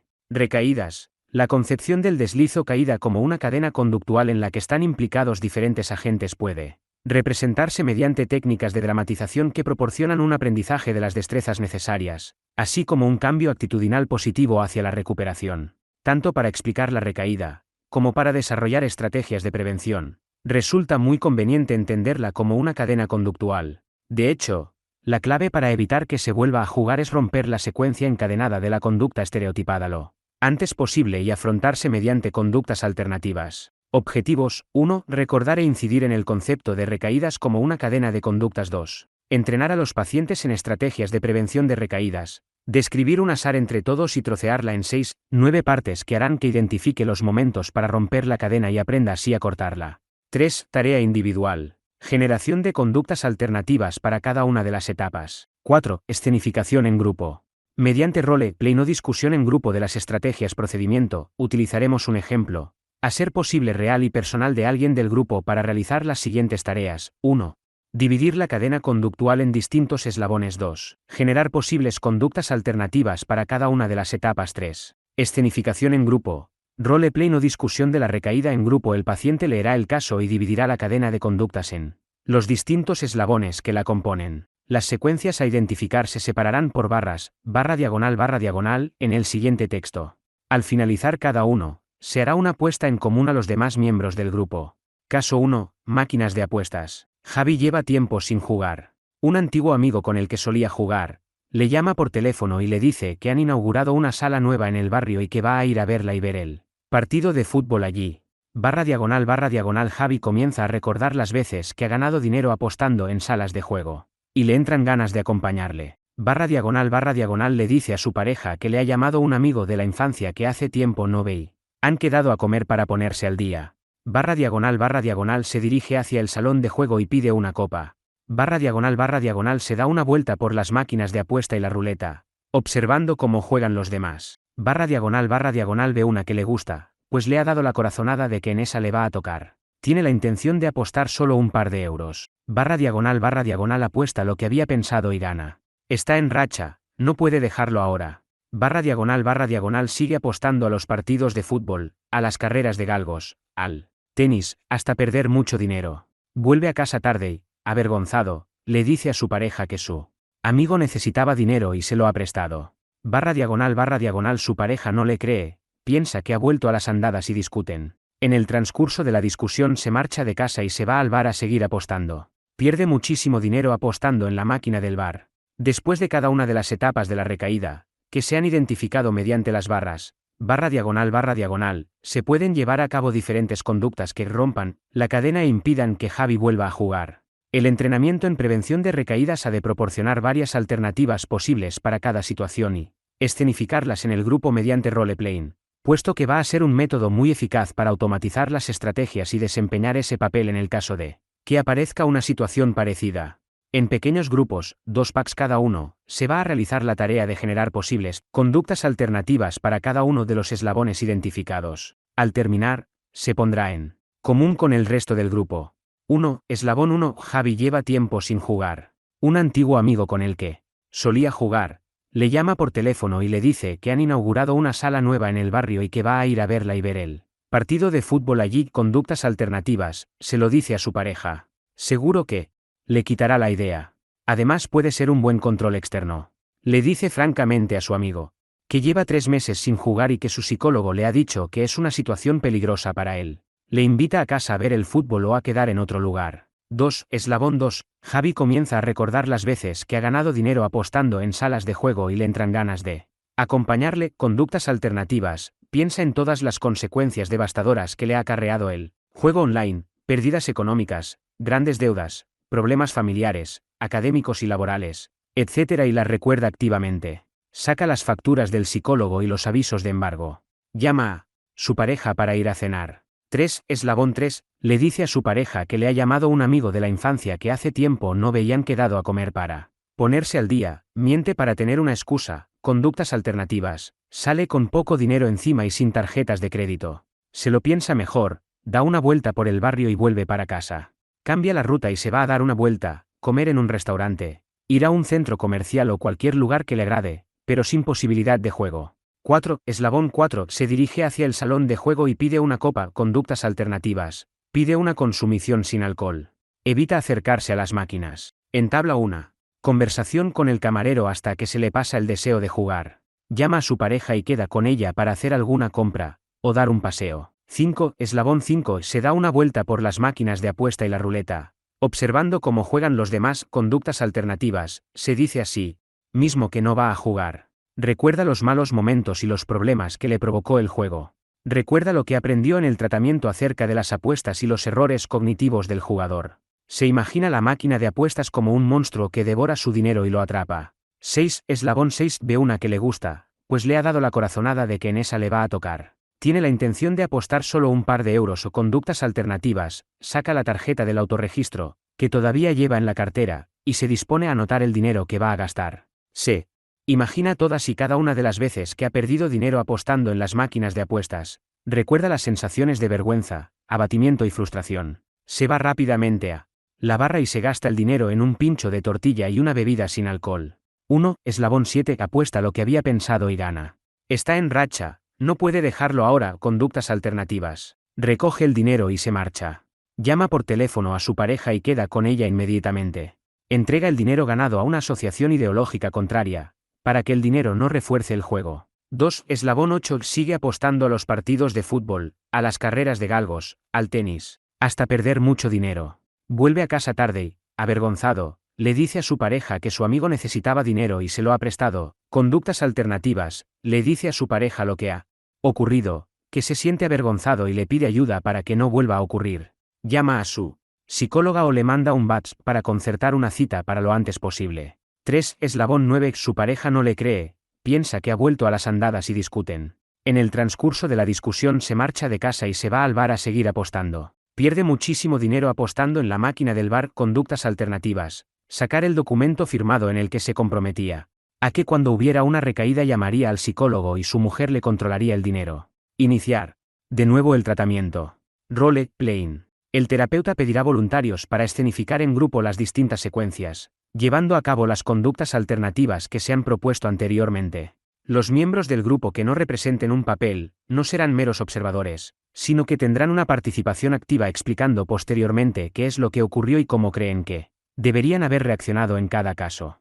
Proporcionarán feedback tanto de las cosas que se han realizado de forma adecuada, como de los aspectos a mejorar. Finalmente, el terapeuta reforzará tanto las representaciones adecuadas como los comentarios oportunos, así como también corregirá, al final, aquellos aspectos a mejorar en cada caso, dando feedback y pautas muy concretas y /diagonal o redirigiendo las intervenciones que no sean adecuadas. Nota: se realizará el entrenamiento conductual de cada una de las SAR detectadas en nuestros usuarios y que se podrán deducir con el análisis funcional y de las técnicas de exposición individualizadas que les hemos aplicado. Siguiendo los ejemplos que hemos planteado en las exposiciones, podremos sacar los casos para trabajar en grupo. En el caso de póker online y ruleta, podría ser: conclusión del entrenamiento conductual. Recapitularemos con el paciente para que integre la información de forma correcta.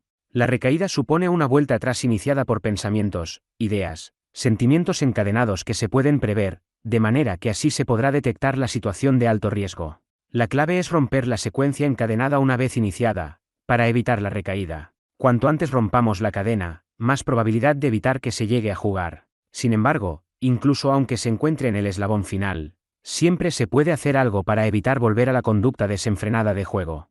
Consolidación y alta terapéutica. Sesión individual. El cierre es muy importante. Requiere por parte del terapeuta el convencimiento de que el jugador ha conseguido los objetivos terapéuticos, al menos de una forma razonable, y por parte del paciente la seguridad de que dispone de herramientas para detectar el problema del juego y las estrategias para superarlo.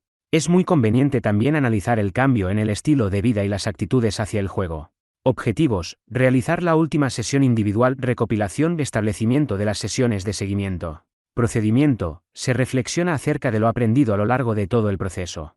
no solo en lo que se refiere a cambios en la conducta, sino también en el estilo de vida y actitudes hacia el juego. Puede ser una buena idea que el paciente escriba en una tabla las ideas principales que ha aprendido y que va a poner en práctica en distintas situaciones de riesgo que cree que puedan aparecer, así como una reflexión personal de todo el proceso terapéutico. Se refuerza la autoeficacia del paciente para continuar sin jugar y se recapitulan aquellas estrategias de afrontamiento y las técnicas de autocontrol aprendidas para dar respuesta de enfrentamiento útil a las situaciones problemáticas que puedan aparecer. Se incide en el cambio de las expectativas positivas sesgadas, las cuales se apoyan en el recuerdo selectivo de experiencias pasadas. Normalmente se va a recordar lo positivo, acerca de los efectos a corto plazo de volver a jugar. Se explica la perspectiva de costes, beneficios y cómo la recaída puede entenderse como el obtener el premio de forma inmediata, sin pararse a analizar y reflexionar sobre las consecuencias a medio y largo plazo, y que serán, sin duda, muy negativas. Se diferenciará, por tanto, de las expectativas que aparecen en el inicio para dejar de jugar y las que se van a activar en el momento que aparece la posibilidad de volver a jugar, la tentación. También se revisará la administración actual del dinero que realiza el paciente y el equilibrio en el estilo de vida. Nos aseguraremos de que tiene ocupado parte de su tiempo diario con actividades alternativas y gratificantes. Se establecerán las sesiones de seguimiento individual. Todo tratamiento debe finalizar al cabo de un tiempo de visitas de seguimiento, al mes, a los 3 meses y al año. La finalidad de estas sesiones de seguimiento va a ser comprobar que, efectivamente, no se han producido recaídas, así como de poder intervenir a tiempo en el caso de que se hayan producido. Con esto, además de mantenerse hábitos apropiados, también se van a incrementar las expectativas de eficacia y resultado, muy importantes en la mejoría terapéutica. Para ello, se proporciona una tarjeta que le resulte útil. En ella aparecerán los teléfonos de contacto y las fechas de las sesiones en las que deberá ir para seguimiento. En el reverso aparecerá qué hacer, de forma concreta y precisa, durante una crisis. Ejemplo del reverso de la tarjeta con citas de seguimiento: instrucciones indicadas. ¿Has vuelto a jugar? No te preocupes, mejor, ocúpate. 1. Detente, no sigas jugando. 2. Cálmate. Aléjate de la situación. ¿Dónde te encuentras? 3. Analiza qué es lo que ha ocurrido. 4. Piensa lo que has hecho anteriormente para superar estas crisis y que resultó eficaz. 5. Determina qué vas a hacer para no jugar. 6. Cuéntaselo a quien te pueda echar una mano. 7. Llama al teléfono del terapeuta que aparece en esta tarjeta. Asesoramiento jurídico financiero. Para la consecución de la recuperación del paciente es necesario abordar si existen problemas graves de deudas, embargos, etc. y ayudarle en la gestión de los mismos. Objetivos. Los objetivos principales que se pretenden con las técnicas de asesoramiento jurídico financiero son los siguientes: disminuir su malestar derivado de las consecuencias de la propia adicción al juego de azar online para que se pueda iniciar el tratamiento. Se acompañará al paciente para que sea él mismo quien tome las decisiones para arreglar la situación que provocó el juego, con el fin de avanzar en una respuesta efectiva que aborde la totalidad del problema. De esta forma, se fomentará la adherencia al tratamiento y la prevención de posibles recaídas durante el proceso, aunque la prevención de recaídas se abordará de forma más específica.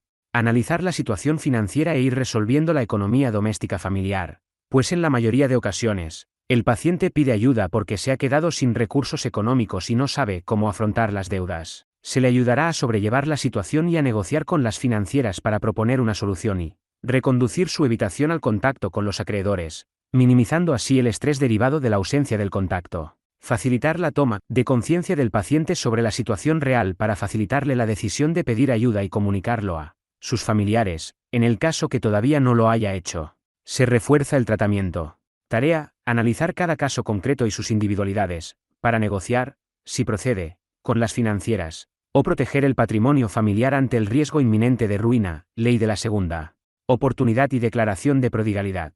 1. Negociación con las financieras. Se pedirá información al paciente para analizar su situación, que nos diga con cuántas entidades financieras tiene contratados créditos, préstamos, microcréditos, tarjetas de crédito, etc.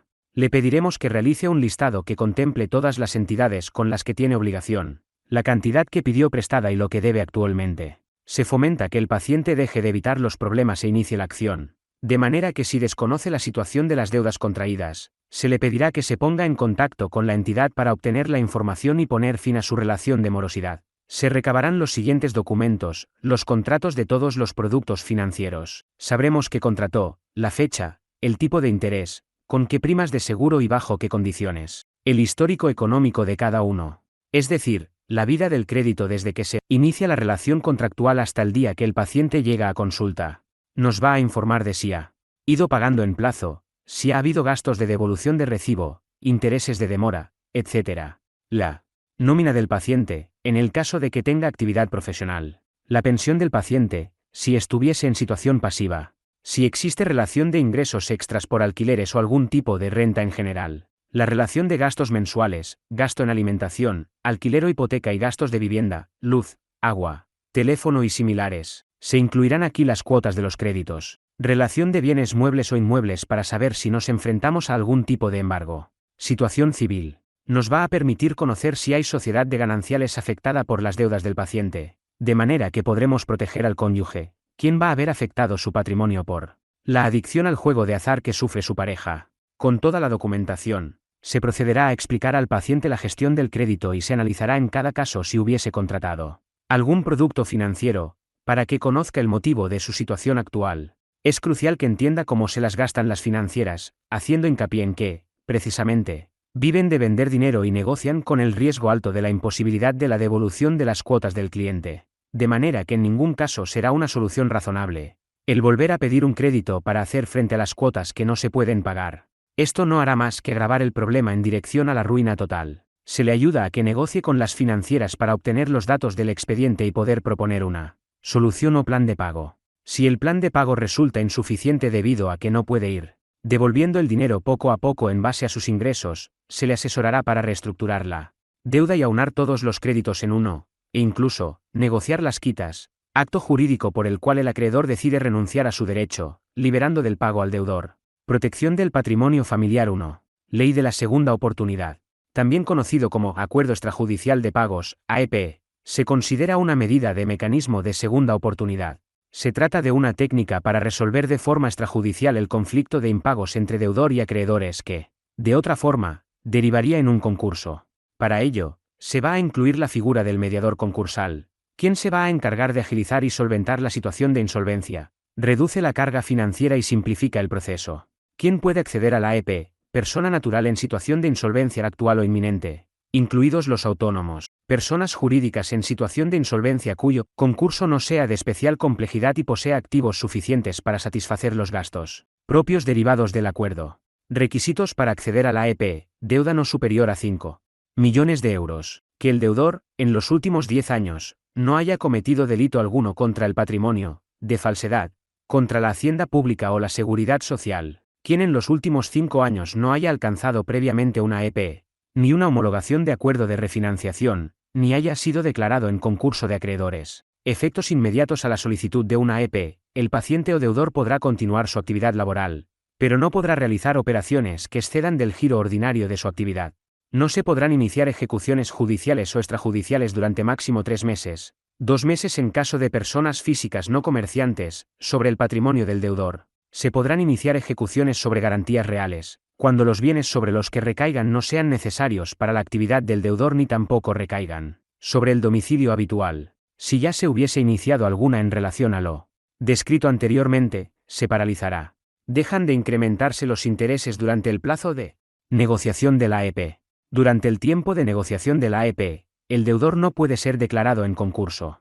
¿Cómo solicitar una AEP? La solicitud se lleva a cabo mediante un formulario normalizado por el que se solicita el mediador concursal. El formulario incluirá la relación de bienes y la lista de acreedores. El formulario de solicitud se presenta ante notario quien, en el caso de que detecte algún error, dará un plazo de 5 días máximo para que se subsane el error.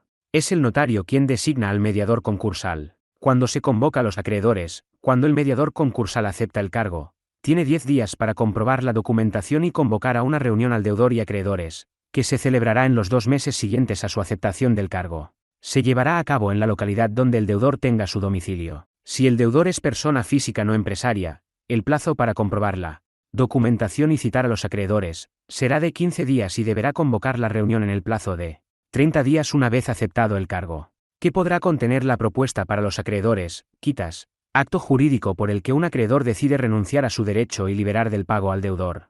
Esperas no superior a 10 años. Cesión de bienes o derechos como forma de pago. Conversión de la deuda en acciones o participaciones. Préstamos participativos por un plazo no superior a 10 años. Préstamos subordinados. préstamos con intereses capitalizables, o en cualquier otro instrumento financiero de rango, vencimiento o características distintas de la deuda original, plan de pagos y plan de viabilidad. Asterisco, los acreedores, al recibir la propuesta del mediador concursal, podrán proponer modificaciones en el plazo de 10 días. Finalizado el plazo, el mediador remitirá la propuesta definitiva de AEP. En la reunión que propone el mediador concursal entre deudor y acreedores se puede llegar a una AEP o no. Si el acuerdo se aprueba, se elevará a público. Si el acuerdo no se aprueba, se elevará a concurso. Efectos del acuerdo aprobado. Ningún acreedor afectado por el AEP podrá iniciar o continuar ejecuciones contra el deudor por deudas anteriores. El deudor podrá solicitar la cancelación de los embargos inscritos y sus deudas quedarán aplazadas, remitidas o extinguidas según se haya acordado en el acuerdo aprobado. El AEP no afectará a los derechos de los acreedores sobre fiadores o avalistas. El mediador concursal es el encargado de supervisar el cumplimiento de la AEP.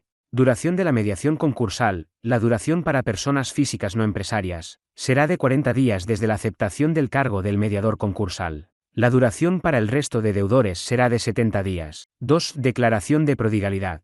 Se utilizará en casos muy graves en los que el paciente dilapida su patrimonio y la familia ya no sabe cómo actuar para parar la avalancha de acreedores. Además, tampoco consiguen que se deniegue el acceso a nuevos créditos. La deuda no para de crecer, puesto que se trata de una conducta personal, que se ha convertido en habitual, en la cual existe un derroche o disipación de los bienes propios, malgastándolos de forma desordenada. Se explicará al paciente y a familiares, para que no haya ninguna duda, que la declaración de prodigalidad no es declarar la incapacitación, pues queda fuera de las enfermedades o deficiencias físicas o psíquicas como causa de incapacitación de una persona. Prodigalidad hace referencia al consumo arbitrario de los bienes propios en cosas vanas, inútiles o superfluas y que lleva consigo la lapidación de un patrimonio, sin otro objeto que el derroche.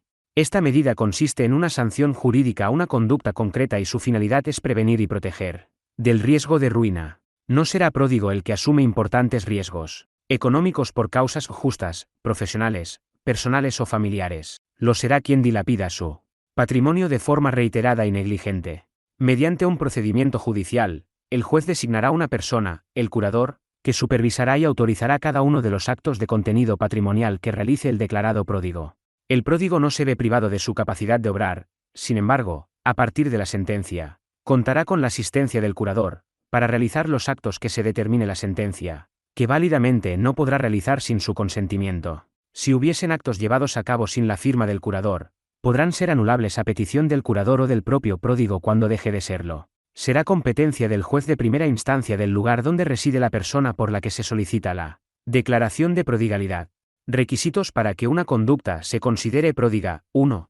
Que la conducta sea desordenada y ligera en la gestión o el uso del patrimonio. 2. Que sea además una conducta habitual, gasto habitual. 3. Que injustificadamente ponga en peligro el patrimonio, con perjuicio de los familiares con los que tiene obligaciones morales y jurídicas ineludibles, gasto inútil, injustificado, cualitativo, gasto excesivo, desproporcionado, cuantitativo, gasto en perjuicio propio y de su familia más íntima, cualitativo. ¿Quién puede solicitar la declaración de prodigalidad? 1. El cónyuge en situación de reclamar alimentos del supuesto pródigo. 2. Los descendientes en situación de reclamar alimentos del supuesto pródigo. 3. Los representantes legales de cualquiera de los anteriores. 4. El Ministerio Fiscal, siempre que el sujeto esté sujeto a un régimen de representación legal, tutela, patria potestad, y la declaración de prodigalidad no es pedida por los representantes legales. 5. La demanda de declaración de prodigalidad se llevará a cabo única y exclusivamente por un abogado. No la podrá presentar un gestor, lo que supondrá un gasto aproximado de 1.700 euros e IVA y gastos de abogado y procurador. Efectos de la declaración de prodigalidad. 1. La persona queda automáticamente bajo un régimen de curatela, no es incapacidad, mediante la que se pretende reconducir su conducta. En la sentencia se incluirán los actos de contenido patrimonial que van a necesitar la supervisión y ratificación de un curador. En caso de no ser así, se podrán anular. 2. No tiene efecto retroactivo, por lo que no se podrán atacar los actos anteriores a la misma. 3. La sentencia va a determinar en qué registros se inscribirá la declaración de prodigalidad para garantizar su eficacia: civil, mercantil, de propiedad inmobiliaria u otros de carácter administrativo o privado. 4. Es una forma real y efectiva de que el paciente no pueda solicitar más créditos. Cada movimiento deberá ser revisado y aprobado por el curador. En caso contrario, no tendrá validez y no se le podrá reclamar ninguna obligación. Siempre tendrá efectividad respecto a los actos posteriores a ser declarado pródigo. Extinción de la declaración de prodigalidad. 1. Cuando finalice la causa que lo motivó y mediante un proceso similar a la declaración. 2. Para su cancelación será necesaria la sentencia que así lo declare. Relajación muscular progresiva, tipo Jacobson. Objetivos. Aprender relajación general y autorregulación del organismo ante cualquier circunstancia adversa que se pueda presentar, pues esta es una garantía de éxito elevada de que no terminará jugando. Liberarse de la tensión muscular le ayudará a calmarse y a evitar iniciar la conducta de juego. Aprender a tensar y destensar todos y cada uno de los músculos de su cuerpo. Así apreciará la diferencia entre la sensación negativa de tensión y la sensación agradable y placentera de calma como consecuencia de encontrarse relajado. Inicialmente se practicará la relajación larga, 16 grupos musculares en orden encefalocaudal alrededor de 30-40 minutos. Tras el desarrollo de la habilidad, se reducirá la técnica, ejercicios en 4 grupos musculares o a uno solo, y también la duración, con el fin de que pueda generalizarlo y aplicarlo en cualquier situación de la vida en que lo necesite. Para ello, aprenderá la técnica disimulada de relajación diferencial mediante la cual los demás no podrán advertir los ejercicios de tensión y distensión. Concienciar al paciente que el éxito de esta técnica va a depender de la práctica diaria desde las secuencias más largas a las más abreviadas. Solo así se alcanzará el objetivo final: relajar diferencialmente los músculos mientras se realizan actividades cotidianas. Procedimiento: las principales partes del cuerpo implicadas en la relajación muscular progresiva tipo Jacobson, RMP, en todas sus variantes, largas y abreviadas, son: relajación de 16 grupos musculares, frente, parte superior de la cara, nariz, ojos, parte superior de las mejillas, parte inferior de la cara, mandíbula, labio y lengua, cuello y garganta, pecho, hombros y parte superior de la espalda, mano y antebrazo dominantes, bíceps dominante, mano y antebrazo no dominantes, bíceps no dominante, región abdominal o estomacal, muslo dominante, pantorrilla dominante, pie dominante, muslo no dominante, pantorrilla no dominante, pie no dominante. Descripción de cómo realizar los ejercicios de tensión: relajación frente, elevar las cejas o arrugar la frente. Parte superior de la cara, arrugar la nariz, cerrar fuerte los ojos y soltar, hinchar las mejillas de aire y soltar. Parte inferior de la cara, apretar los dientes y hacer una sonrisa forzada tirando de la comisura de los labios hacia afuera. Apretar fuerte la lengua al paladar y soltar. Cuello y garganta, empujar la barbilla hacia abajo como si quisiera que tocara el pecho, pero al mismo tiempo hacer fuerza para que no lo consiga, es decir, contraponer músculos frontales y posteriores del cuello, pecho, hombros y parte superior de la espalda, al mismo tiempo que toma aire. Inspiración: arquee la espalda como si quisiera unir los omóplatos entre sí. 6 y 8. Apretar el puño, contrayendo la mano, muñeca y antebrazo. 7 y 9. Contraer el bíceps empujando el codo contra el respaldo del sillón o contra el colchón. Abdomen: poner duro el abdomen, como si quisiera contrarrestar un golpe fuerte.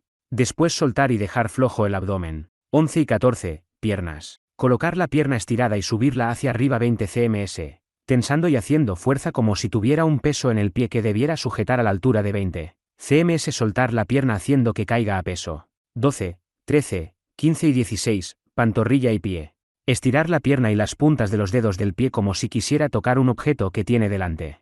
Doblar los dedos hacia atrás como si quisiera tocarse la rodilla. Asterisco: la tensión será suave, los ejercicios se realizarán sin forzar. Relajación de 4 grupos musculares consiste en el mismo procedimiento que el anterior, pero abreviado. Vamos a agrupar en un movimiento los brazos dominante y no dominante, piernas y pies dominante y no dominante y los músculos de la cara y cuello. La duración de la práctica disminuye a 10 minutos, siendo la finalidad que adquiera un procedimiento de relajación más breve para que pueda utilizarlo en diferentes situaciones. Indicaciones generales a tener en cuenta durante el entrenamiento en RMP: se seguirá una secuencia ordenada encefalocaudalmente. Se procurará que sea siempre la misma en todas las ocasiones. Se comenzará por la frente y se acabará en los pies. No preocuparse si se olvida algún músculo en la tensión-relajación. Lo correcto será continuar con el siguiente músculo que recuerde. No obstante, para prevenir los olvidos, es adecuado hacer un repaso mental de los músculos en orden encefalocaudalmente antes de comenzar la relajación. La duración de la tensión será de 2 segundos aproximadamente. Después, se relajará el músculo dejándolo suelto como si se separara de los tendones que lo sujetan. Debe mantenerse el músculo suelto y flojo durante 15 segundos aproximadamente antes de tensar de nuevo. No forzar excesivamente el músculo, pues no se pretende producir un alto nivel de contracción, sino facilitar la distensión. Si se fuerza la tensión, puede resultar perjudicial y producir molestias. Tener especial cuidado cuando se tensan los pies. Al relajar, soltar el músculo de repente. Hacerlo lentamente implica un control mayor de los músculos antagonistas. Muy útil ir imaginando el músculo al tiempo que lo tensa y lo suelta, especialmente cuando lo suelta y nota que está relajado después de soltarlo. Aconsejable focalizar la atención durante un tiempo en la agradable sensación de calma y relajación de cada músculo. Una vez relajado todos los músculos, hacer un repaso mental de ellos comenzando desde el final al principio. Así se facilita una autoexploración de aquellas partes del cuerpo que no se ha logrado relajar convenientemente. Mientras se realiza este repaso mental no será necesario tensar ningún músculo. Para finalizar la sesión, se empezarán a mover con suavidad y en este orden: piernas y pies / diagonal brazos y manos / diagonal cabeza y cuello / diagonal abrir ojos. Una vez adquiridas las habilidades anteriores, se podrá pasar a aprender relajación diferencial. Esta tarea puede resultar difícil, pero será necesaria para poder aplicar todo lo aprendido a las tareas cotidianas. El desarrollo de esta habilidad pasa por saber percibir la presencia de tensiones en los músculos no implicados en las actividades que estemos realizando y reducirlas mientras se mantienen activos los músculos que estemos utilizando. Solo se conseguirá mediante la práctica continuada y será conveniente ir programando sesiones de relajación mientras se van realizando tareas graduadas de menor a mayor implicación muscular. Entrenamiento en conductas alternativas y objetivos. 1. Dar alternativas incompatibles. 2. Que sean gratificantes. 3. De frecuencia cotidiana, se recuperarán las cosas que hacía antes y que le gustaban. 4. Algunas de ellas, excepcionales. 5. Con poco gasto económico, tener en cuenta los recursos disponibles, viabilidad, procedimiento. Se proporciona al paciente un listado inicial de actividades de diferentes tipos, y que deberá ordenar según sus propios gustos y la disponibilidad de recursos para llevarlas a cabo. De esta manera, una vez analizado por el terapeuta, se elaborará un listado final que se le devolverá para el establecimiento planeado de cuándo y con quién se llevarán a cabo. Se incluirán, necesariamente, actividades de diferentes tipos más cotidianas, otras más especializadas, otras que se realizarán en solitario, con gente, algunas que implicarán algún coste económico, etc. Una vez establecido el listado, 1. Se ordenarán por interés y viabilidad. 2. Se seleccionarán las más apropiadas y se establecerá un horario especificando en qué momento y con quién se llevarán a cabo. 3. Se incorporan a una tarjeta de autorregistro, con la finalidad de asegurarnos de que se llevan a cabo o detectar si no se han ejecutado. Ejemplo de elaboración de actividades alternativas. A continuación se muestra un listado de actividades agradables. Entre ellas, podrás reconocer aquellas actividades que realizabas anteriormente a tu problema de juego y que te generaban placer, incluso aunque actualmente hayas perdido el interés debido a la falta de uso de estas conductas. Lee una a una todas las actividades y puntúa solo aquellas que te agradaban en el pasado siguiendo una escala. De 0, no me gusta nada, a 10, me encanta, satisfacción máxima. También puedes puntuar aquellas otras actividades, que aunque no las has realizado nunca, te interesan actualmente. No puntuarás las que no te interesen. Finalmente, se ordenarán y se te devolverá la lista final con la jerarquía de preferencias / diagonal recursos para llevar a cabo otras actividades gratificantes en sustitución al juego. Tarea para casa: el paciente elaborará su propio listado de actividades alternativas o incompatibles. Para ello se proporciona un listado inicial de actividades de diferentes tipos, y que deberá ordenar, según sus propios gustos y la disponibilidad de recursos para llevarlas a cabo. De esta manera, una vez analizado por el terapeuta, se elaborará un listado final que se le devolverá para el establecimiento planeado de cuándo y con quién se llevarán a cabo. Se incluirán, necesariamente, actividades de diferentes tipos más cotidianas, otras más especializadas, otras que se realizarán en solitario, con gente, algunas que implicarán algún coste económico, etc. Pautas y consejos para el paciente. Para que una actividad sea gratificante, no tiene por qué ser algo especial. Se puede encontrar entre los quehaceres cotidianos, simplemente deberá detectar aquellas actividades habituales con las que disfruta.